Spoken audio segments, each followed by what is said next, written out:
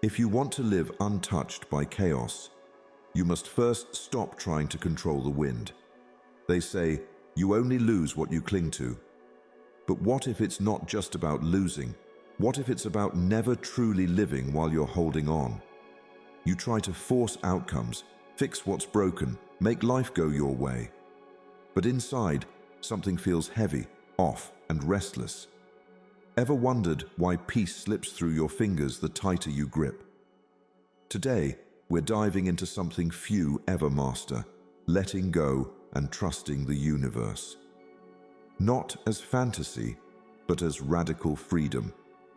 There's one lesson at the end that will shift everything you thought you knew. We'd love to hear your thoughts. If you're not sure what to say, just type, "I let the universe lead." Before we begin, subscribe to Deep Wisdom, where every video is a doorway to calm, clarity, and timeless Buddhist insight you won't find anywhere else. 1. You can't completely let go of things. You may believe that letting go means forgetting, that healing means erasing, but the truth is quieter than that, more human. If you were meant to forget it, you wouldn't remember it. The ache, the image, the story, it lingers not because you failed to release it, but because it still asks to be carried, just differently. Letting go is not the sharp cutting of rope. It is not turning your back, pretending the past didn't shape you. It is more like placing a leaf on a flowing river, watching it drift downstream while you remain on the bank, grounded, watching, allowing. In Buddhist wisdom, we are not taught to sever our emotions, nor to exile our memories. We are taught to be present with them. When the Buddha sat beneath the Bodhi tree, he did not run from Mara. He did not banish the temptations and fears. He looked at them, saw them, and whispered, "I see you." In that moment, he didn't defeat his suffering by fighting it, he embraced it, and in doing so, it lost its power. This is the path we must walk. To let go not by forgetting, but by changing how we hold what once held us down. In your daily life, you may feel the pressure to move on, to forget the pain, the failure, the one who left. You may think healing is measured by how far you can bury the memory. But the universe doesn't ask you to forget. It asks you to soften, to stop clinging. Imagine trying to force a flower to close before its time. It only causes damage. In the same way, forcing yourself to forget something that still wants to be honored only deepens the wound. Peace doesn't come through erasure, it comes through gentle presence. Take a moment. Place your hand over your heart. Whisper the name of what you're still carrying. A person, a regret, a dream that never came true. Then, breathe. Not to push it away, but to give it space. In that space, you may notice something begin to shift, not disappear, but lighten. This is the truth the universe has always tried to show you, that you don't have to throw everything away to be free. You just need to stop gripping it so tightly. Ask yourself, what are you still trying to forget that simply wants to be acknowledged? Can you carry it without bleeding from it? Sometimes the pain is not in the memory itself, but in the resistance to feel it. When you stop resisting, you start transforming. So, trust the flow of life. It's carrying everything forward, even the parts you don't understand yet. The universe works in ways you can't imagine, but it never wastes a moment, a tear, a lesson. Every experience is a part of the unfolding. And when you stop trying to control the current, you begin to see the beauty in the way things move, unexpectedly, yet always in time. Because in the end, the universe does not need your control, it only needs your surrender. What's written for your soul moves without your permission. Let it move, let it teach you. And when the time is right, let it go, not because you must forget, but because you've finally learned to remember differently. 2. The fire beneath holding on. Sometimes we hold on not because we want to, but because we're terrified of what will meet us if we don't. Pain clings where the heart fears silence. The moments of stillness feel threatening, like empty rooms where the past echoes too loudly. So we grip to the past, to people, to pain. But what if it isn't the past that's hurting you, it's the grip itself?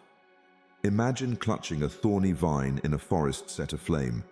You're already wounded, already weary. But you hold on tighter, because letting go means falling into the unknown. Yet, it's the grip that keeps the fire burning. In the teachings of the Buddha, we are reminded again and again, attachment is the root of suffering. But let's be honest, what we cling to often feels like safety. A relationship, a belief, an old identity, they may cause pain, but they also offer familiarity. And the mind, fearful of silence, would often rather suffer predictably than be still with the unknown. But what if the silence you fear isn't empty, it's spacious? What if the stillness isn't your enemy, but your healing? So, why do we grip so tightly even when it's hurting us? Because deep beneath the pain lies a quieter fear, the fear of losing control, of being alone, of finding out who we are without the things we cling to. Holding on can feel like purpose, but it can also become a prison.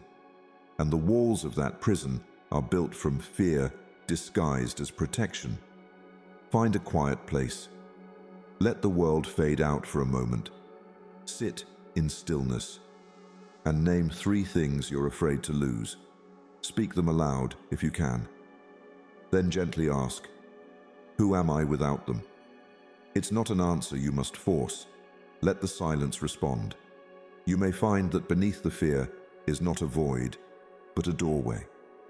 Pain often is a shield, a way the heart guards itself from deeper truths. But ask yourself gently, what is this pain keeping me from feeling? Is it grief I haven't honored?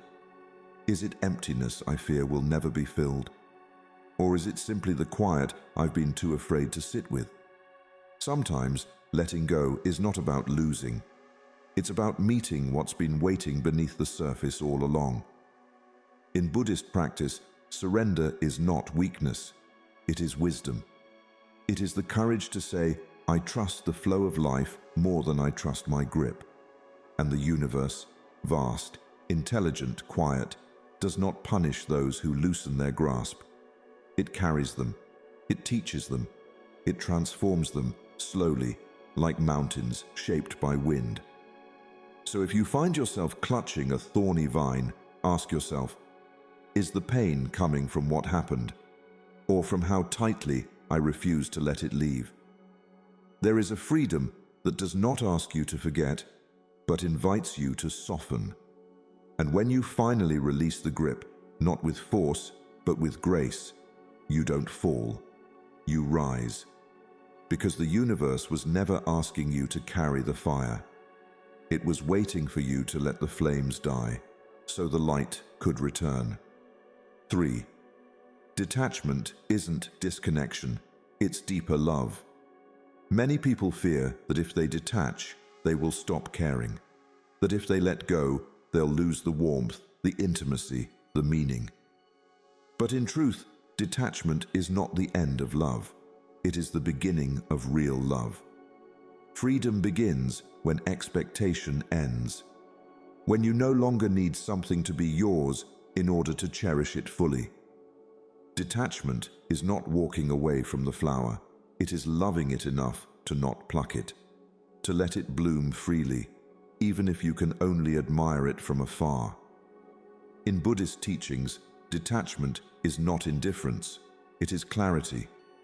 The Buddha taught that suffering arises when we cling, when we grasp, when we try to make permanent what is, by nature, impermanent. And yet, it is possible to care deeply while still allowing life to unfold as it must. To hold a hand without tightening the grip. To love someone without needing them to complete you. This is not coldness, it is wisdom. It is love without chains.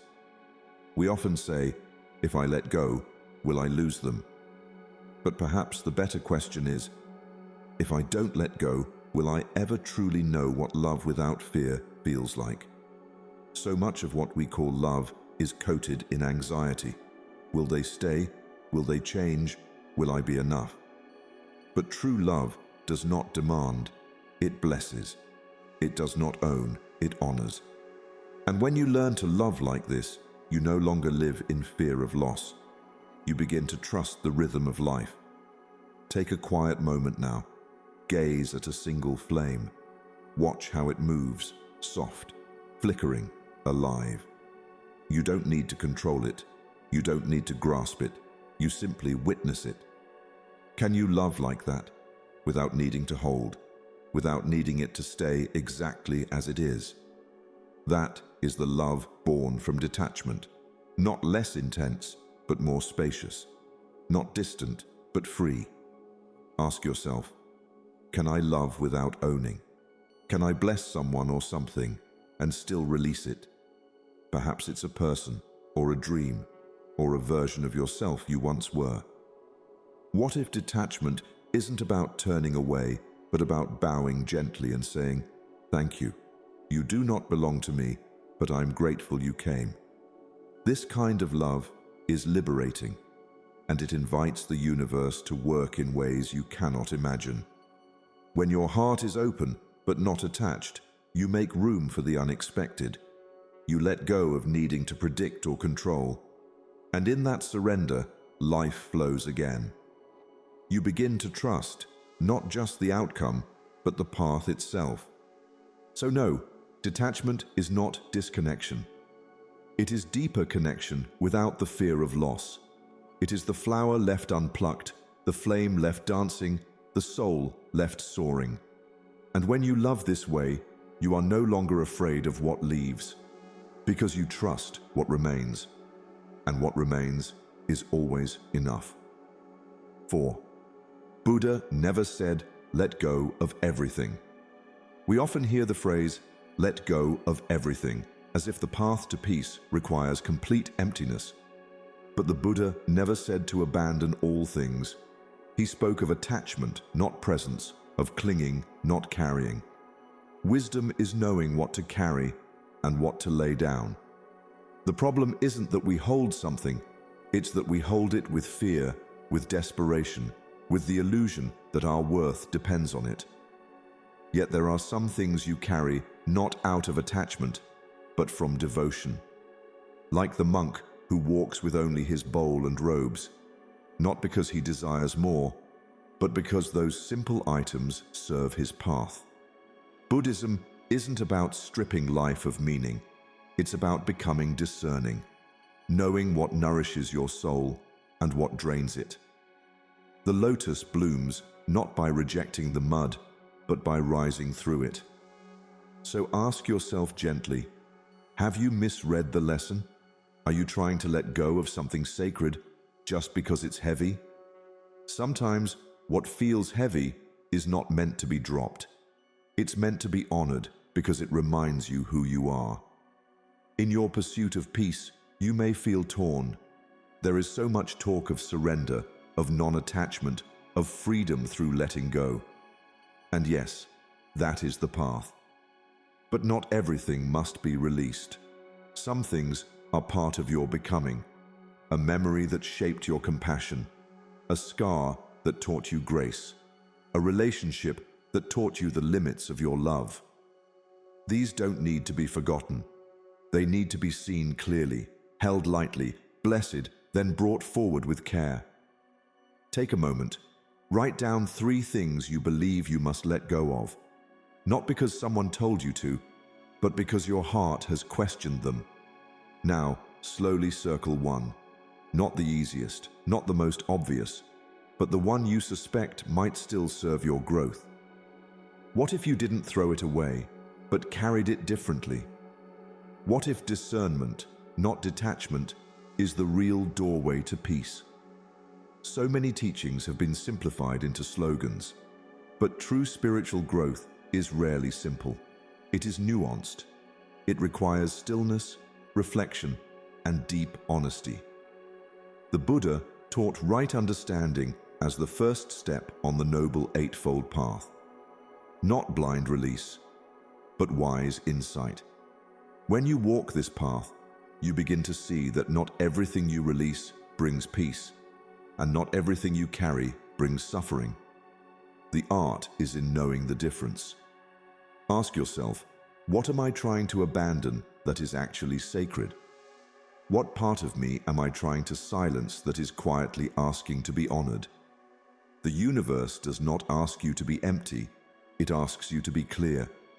So don't let go of everything. Let go of what is not true. Let go of what no longer serves, but keep the lessons, keep the love, keep the inner fire that calls you toward wholeness, because that too is the way. Trust it. Let the rest fall. What's meant to stay will stay, not out of need, but out of purpose. 5. The universe doesn't reward control, it mirrors trust. We often believe that if we hold on tightly enough, plan deeply enough, and control every detail, things will go our way. But life doesn't bend to pressure, it bends to presence. The universe doesn't reward control, it mirrors trust. The hand that unclenches receives. What you chase often runs, but what you trust flows. Like the lotus, you are not asked to grow in perfect conditions. You are asked to bloom in the murky waters, to let the mud be your nourishment, not your prison. The lotus never questions the dirt. It simply trusts that beneath the mess, there is something rising. This is the spiritual tension we all live in.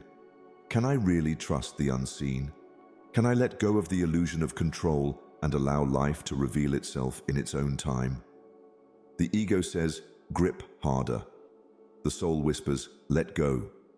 Most of our anxiety doesn't come from what's happening. It comes from how tightly we try to hold everything in place. But reality is not a puzzle to solve. It is a river to float. And trust is the boat. There are times in life when you will want something so deeply, you'll begin to mistake effort for alignment. But the universe doesn't respond to force. It responds to energy. If your energy is rooted in fear, even your prayers will sound like begging. But when your energy is rooted in faith, even your silence becomes a song of surrender. And in that surrender, life begins to meet you. Close your eyes.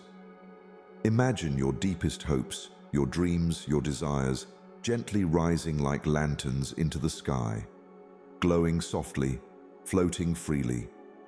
Don't chase them, don't grasp, just watch. Let them go without resistance. Because the more you let go, the more space you make for what is real to enter. This isn't giving up. This is giving over. Letting life hold what your hands no longer need to carry. Now ask yourself gently, what outcome am I trying to force right now? What expectation am I gripping so tightly I've stopped breathing fully around it? And then ask, what would trust look like here? Not blind passivity, but deep, open awareness. A willingness to allow life to surprise you. Because life will surprise you, just not always in the ways you planned. Buddhist wisdom doesn't teach us to sit idle. It teaches us to act without attachment, to move with intention, but release the outcome. When you trust the unfolding, even setbacks carry sacred meaning. Even delays contain hidden grace. And sometimes, what seems like rejection is simply redirection, guiding you to something far more aligned than what you were clinging to. So let the lotus bloom. Let your lanterns rise. Let your soul unclench. You don't have to know how everything works to trust that something is working. Something unseen, something ancient, something infinitely wise. And when you stop gripping, you begin receiving, not always what you expected, but always what you needed. Because the universe listens best when your heart is quiet, and your hands are open. 6. The mind craves certainty, but the soul grows in mystery. The mind wants to know. It wants to label, define, organize, and solve. It seeks clarity like thirst seeks water, urgently, impatiently. But the soul grows in mystery. It blooms not from knowing, but from trust, from curiosity, from surrender to the unseen. Not knowing is the first door to knowing. Yet how often do we try to force that door open before it's ready? We demand certainty, demand outcomes, demand understanding, thinking if we just figure it out, we'll finally feel safe. But life is not a riddle to solve. It is a relationship to trust. A seed buried in darkness never questions the soil. It doesn't panic at the lack of light. It doesn't rush the process. It simply trusts the warmth, the stillness, the silence. And in that quiet space where nothing is clear, it begins to grow. Roots stretch down before leaves reach up. So much happens before the eye can see. And so it is with your life. The answers you seek are not absent, they are unfolding. But you must give them time. Rushing the process is like digging up the seed to check if it's growing. You don't get clarity by force, you get it by patience. Why do we rush for answers so fast? Because uncertainty feels like danger. We want to know where we're going, who we'll become, what the outcome will be. But the universe doesn't operate on your timeline. It moves in rhythms deeper than the mind can grasp. When you let go of needing to know, you begin to experience something far more powerful: faith. And faith isn't belief without evidence. It is trust without certainty. It is resting in the dark, knowing the sun will rise. Practice this now. Sit in silence. Not to find answers, but to rest in the unknown. Breathe. Ask no questions. Let mystery be your answer. And notice what begins to soften. The tension in your chest, the noise in your mind, the need to solve. Because the soul is not made of answers. It is made of awareness. And the more curious you become, the more open life becomes in return. Ask yourself, where in life are you rushing for answers? Is it a decision, a relationship, a version of your future you're clinging to too tightly? And what might happen if instead of forcing clarity, you stayed curious? Just for a moment. What if your not knowing wasn't a weakness, but a sacred part of your path? Buddhist wisdom doesn't offer all the answers. It invites you into deeper presence, into the experience of what is, not just what makes sense. And in that presence, something magical happens. Fear begins to fade. Because fear thrives in the unknown only when we resist it. But when we embrace mystery, peace begins to grow. So let go of needing to know. Trust the soil. Trust the season. Trust that even now, beneath what you cannot see, something is rooting. Something is forming. Something is preparing to bloom. Not in your time, but in the time that is meant. Let it come. Let it teach. And until then, stay curious. 7. Letting go is not weakness, it is ultimate power. We are taught that holding on is strength, that standing your ground, proving your point, and winning the argument is power. But there is a deeper power, one rarely seen, because it makes no noise. It's the strength of letting go, without bitterness, without resentment. The strength of choosing peace over pride. Letting go is not weakness, it is ultimate power. It is what the mountain teaches us, to remain unmoved by the storm, not because it fought the wind, but because it simply stood still. The mind resists this truth. It tells you that surrender means defeat, that walking away means you lost. But the Buddha did not teach us to win battles. He taught us to transcend them, to go beyond the ego's need to be right, and step into the soul's longing for peace. When you let go of the need to control, the need to prove, the need to grasp, you don't shrink, you rise, you become free. Ask yourself this: where are you mistaking control for courage? Is it in a relationship you're trying to fix? A situation you're trying to force? A version of yourself you're struggling to uphold? Sometimes it's not about trying harder, it's about softening. True courage is not in domination, but in release. In trusting that life knows more than your plans, that the storm can pass without you holding it back. Close your eyes for a moment and recall a time when you chose peace over being right. When you stepped away, not because you were weak, but because your heart was ready for something higher. Feel that moment again, that quiet strength, that calm. That is the power of a liberated mind, the kind of power the ego cannot understand, but the soul instantly recognizes as truth. Letting go doesn't mean you don't care. It means you care enough to not become tangled in what disturbs your inner balance. It means protecting your peace as sacred. In Buddhism, we are reminded that everything is impermanent. Struggles, opinions, identities, they rise and pass like waves. The wise one does not cling to passing storms. The wise one becomes the sky. So ask yourself, what would powerful peace look like today? What are you still trying to conquer that needs to be released instead? And can you walk away, not with anger, but with gratitude, not with fear, but with trust? The moment you stop trying to control every storm, you begin to notice the beauty in the space it leaves behind. You do not lose when you let go. You gain something far greater: the freedom to be whole, the clarity to see truth, the softness to love without fear. So let the winds blow, let the noise rise. Be like the mountain, not resisting, not reacting, but remaining. Solid, steady, at peace. Because true strength is not loud. It is stillness that cannot be shaken. And in that stillness, the universe moves in ways you never imagined. 8. Let go, but stay awake. Letting go is not about disappearing.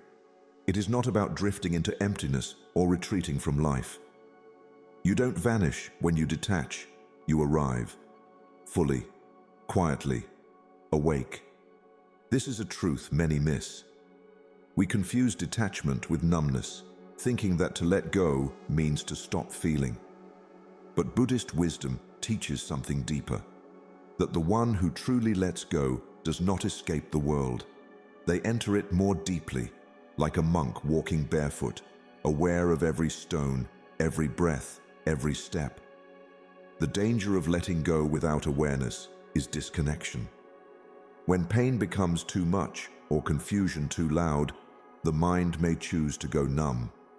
It may call this detachment, but it is not. True detachment is not a shutting down, it is an opening up. It is the spaciousness that comes when you no longer hold reality in a tight grip. It is the peace that arrives when you stop needing life to match your expectations. Letting go without presence is avoidance. Letting go with presence is awakening. Ask yourself gently, are you letting go or checking out? Are you choosing peace or escaping discomfort? There's a subtle but powerful difference. One brings you closer to your life, the other removes you from it. A monk does not retreat from the world to forget it. He steps back to see it more clearly, to feel more deeply, to hear more truthfully. That is what conscious detachment feels like, not the absence of emotion, but the presence of spaciousness. Take a moment now. Place both hands on the earth, or if not the earth, then something solid. Your lap, the floor. Feel its weight, its support. Whisper softly, I am here, awake. Let this be your reminder. Detachment doesn't take you away from life. It brings you to it, no longer clinging, no longer grasping, simply breathing. present, whole. When you release the need to control every moment, you make room to experience it.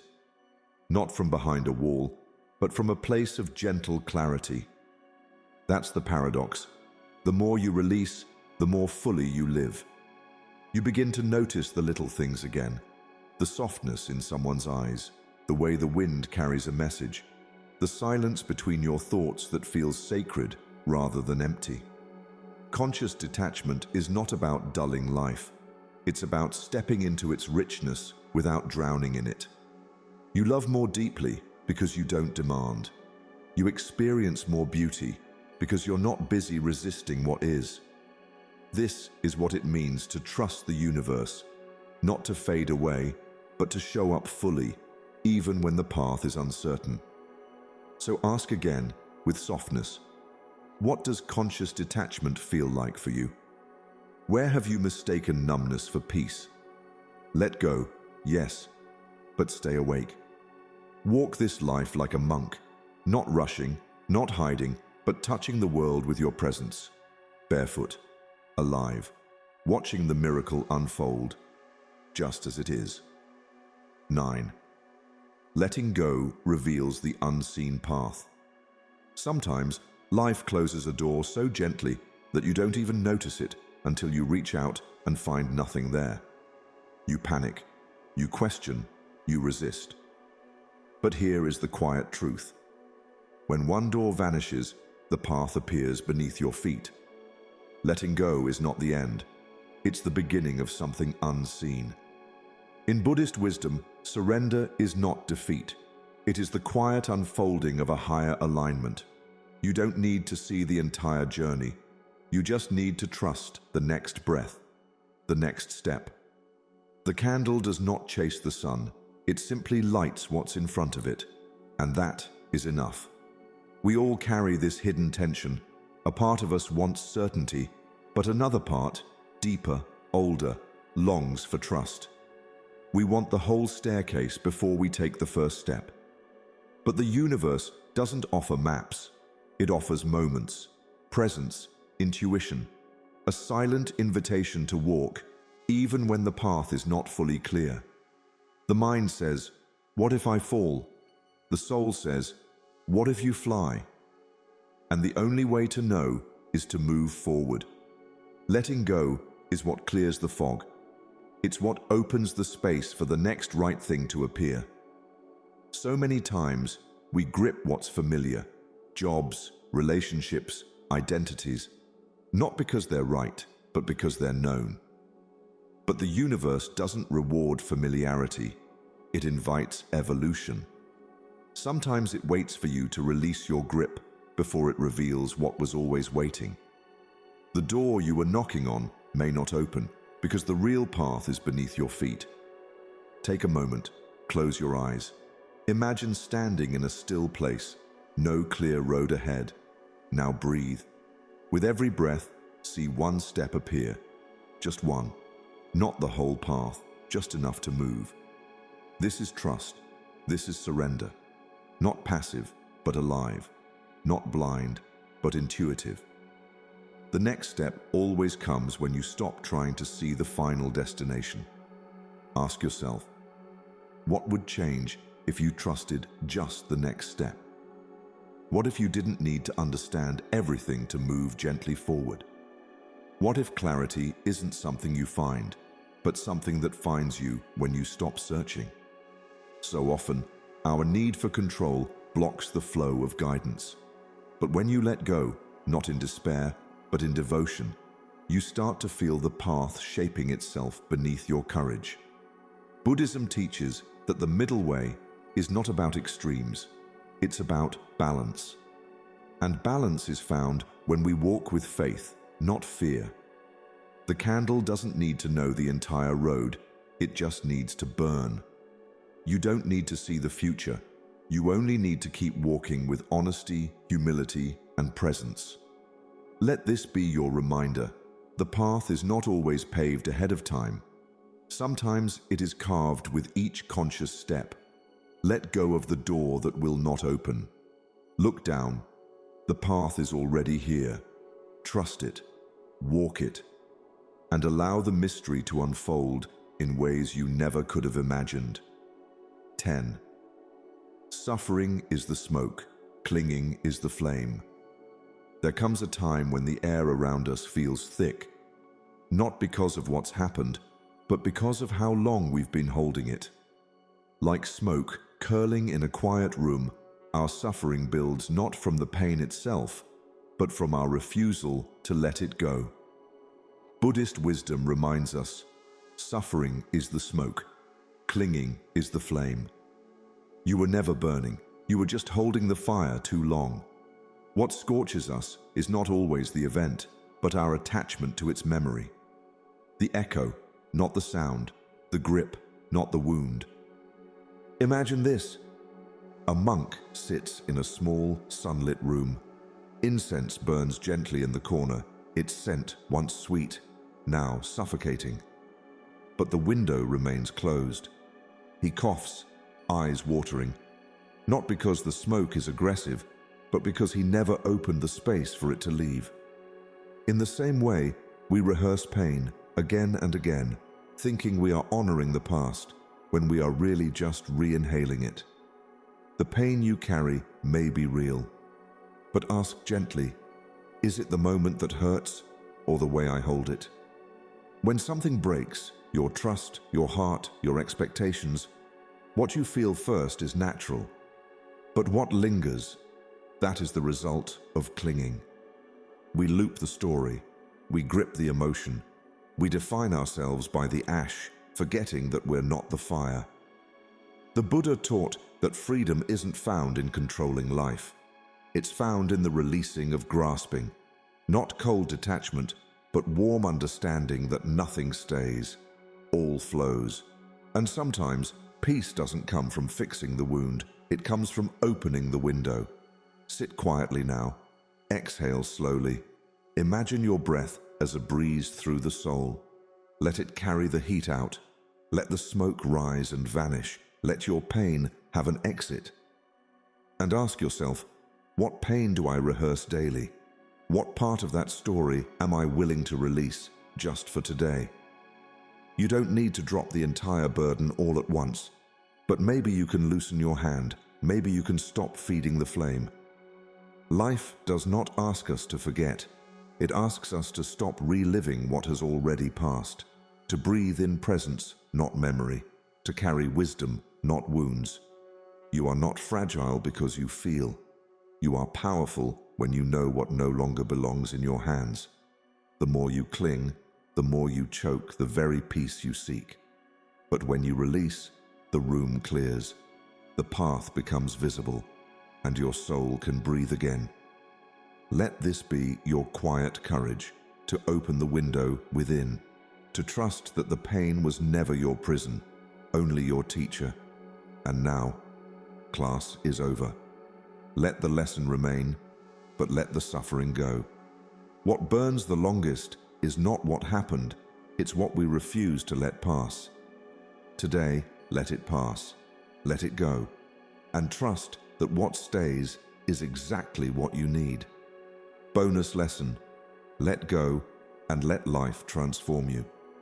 There is a quiet moment just before transformation where everything feels like it's falling apart. But maybe it's not breaking down, maybe it's breaking open. The cocoon doesn't shatter to destroy the caterpillar, it opens to release the wings.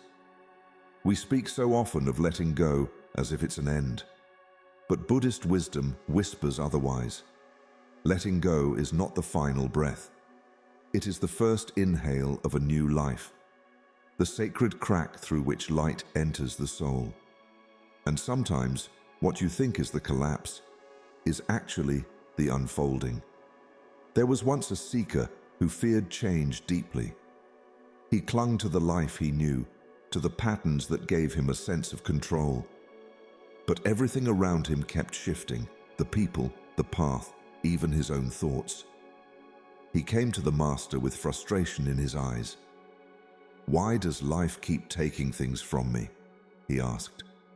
The master smiled and pointed to a clay pot filled with water. Then, without a word, he tipped it over. Water spilled everywhere. The seeker gasped. "Why did you do that?" And the master answered gently, "If the pot stays full, how will the fresh water come? When we resist, we remain sealed. But when we trust the tipping, the cracking, the letting go, we allow something far more sacred to enter. Letting go is not passive. It's not giving up. It's the most courageous act of surrender. The decision to stop clinging to what was and make space for what might be. It doesn't erase what came before. It honors it, then moves beyond it. Just like the tree that drops its leaves, not because it hated summer, but because it trusts spring will return. Place both hands over your heart. Close your eyes and whisper, "I allow life to unfold me." Feel the tension ease. You are not losing your path. You are discovering it. You are not falling behind. You are becoming who you were always meant to be. The pain, the confusion, the silence, they are not mistakes. They are the soft chisel that frees your deeper self.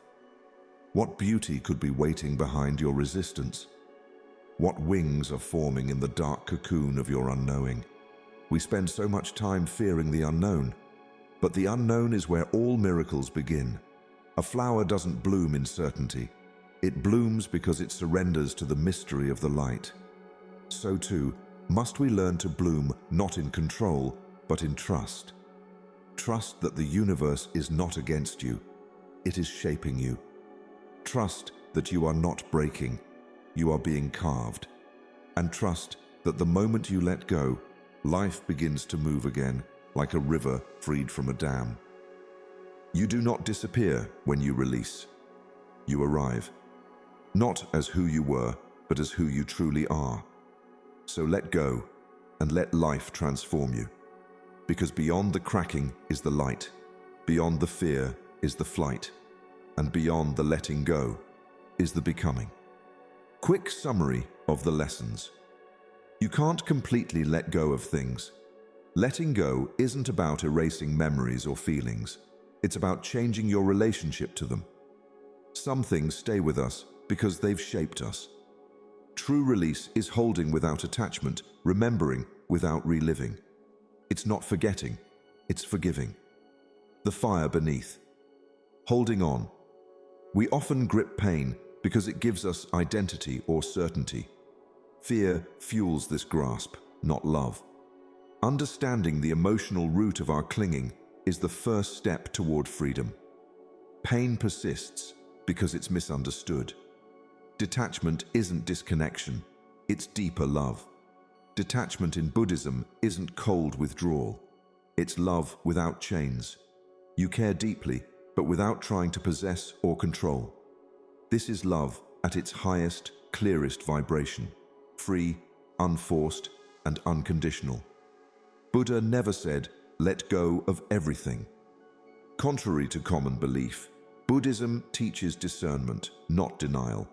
It's about knowing what truly serves your peace and what weighs you down. Some things must be kept sacred, others must be released. The universe doesn't reward control, it mirrors trust. The more we try to control outcomes, the more resistance we create. Life responds to energy, not force. Trusting the process opens doors we never knew existed. Let go, and the universe responds.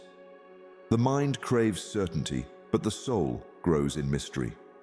Control is a mental habit, but growth lives in the unknown. When we stop demanding answers, we begin to hear truth. Uncertainty is not danger.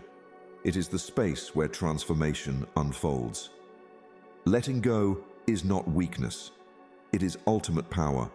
Surrender isn't defeat, it's wisdom. True strength lies in choosing peace over ego, stillness over reaction. Releasing what you can't control shows courage and deep inner power. Let go, but stay awake. Letting go must be conscious, not escapism. Avoidance isn't detachment, it's suppression. Stay grounded, aware, and deeply present as you release. This is the art of awake surrender. Letting go reveals the unseen path. We often don't move forward because we demand a clear map, but clarity comes through trust and motion. Letting go isn't the end, it's the beginning of your next evolution. Suffering is the smoke, clinging is the flame. Suffering persists because we keep feeding the source. Release the root, not just the symptoms. Healing comes not from suppressing pain, but from understanding why we keep holding it. Let go, and let life transform you. Transformation is born through release. Who you are becoming is waiting on the other side of surrender. The self that emerges when we stop resisting is the self we've been longing for. In the silent space between clinging and release, there lives your true self. The part of you that doesn't need to hold, prove, or chase. Just be. And in that being, peace begins to rise, not because life has changed, but because you have. The Buddha's path is not one of escape, but of awakening. When we release what no longer serves us, not in fear, but in wisdom, we do not become less. We become whole. The greatest power is not in domination, but in the quiet courage to trust what is unfolding. The bamboo that bends is stronger than the oak that resists. Let the wind move through you. Let uncertainty refine you. Let the universe surprise you. Like and share this video. Share your insights in the comments. And subscribe to Deep Wisdom for more Buddhist reflections on living a peaceful, powerful life.